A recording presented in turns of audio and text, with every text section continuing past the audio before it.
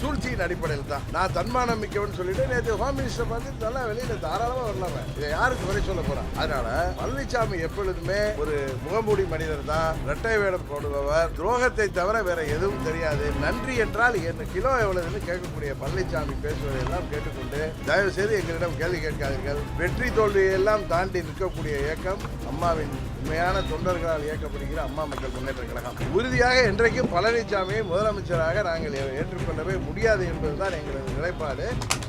26 சட்டமன்ற பொதுத் தேர்தலுக்கு பிறகு எல்லோருக்கும் துரோகம் செய்த அவரை ஆட்சியில் அமர வைத்த எங்களுக்கும், ஆட்சி தொடர உதவிய ஓபிஎஸ்க்கும், அந்த 4.5 ஆண்டு ஆட்சி காப்பாற்றிக் வந்த பிஜேபிக்கும் போல எல்லோருக்கும் துரோகம் செய்த பழனிசாமி 26 தேர்தலுக்கு பிறகு உண்மையாகவே நடு ரோட்டில் நிற்க போகிறார். அதை நீங்கள் பார்க்க எடுக்கின்ற அந்த கூட்டணியில் தான் திரு டிடி அவர்கள் இடம்பெற்றிருக்கிறார். அந்த கூட்டணியில் அவர்கள் எடுக்கின்ற முடிவுக்கு நாங்கள் சம்மதிப்போம்.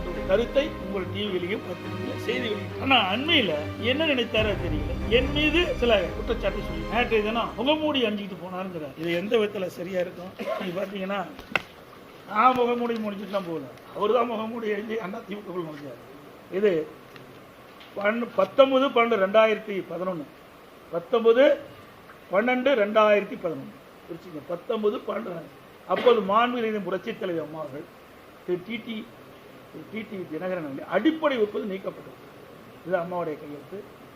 உங்களுக்கு வேணா பார்த்துக்கலாம். 10 ஆண்டு காலம் கட்சியிலே கிடையாது.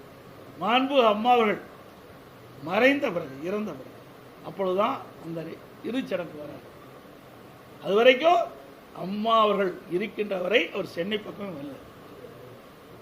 அவர் என்னை பற்றி பேசுகிறார்.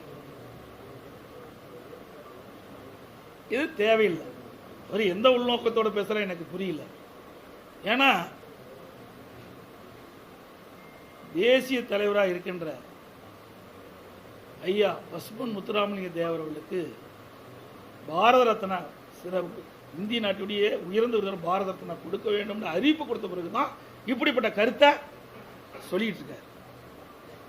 அதுக்கு முந்தியெல்லாம் இப்படிப்பட்ட கருத்தை சொல்லலை. இது என்ன உள்நோக்கத்தோடு பேசுகிறாங்க எனக்கு புரியல.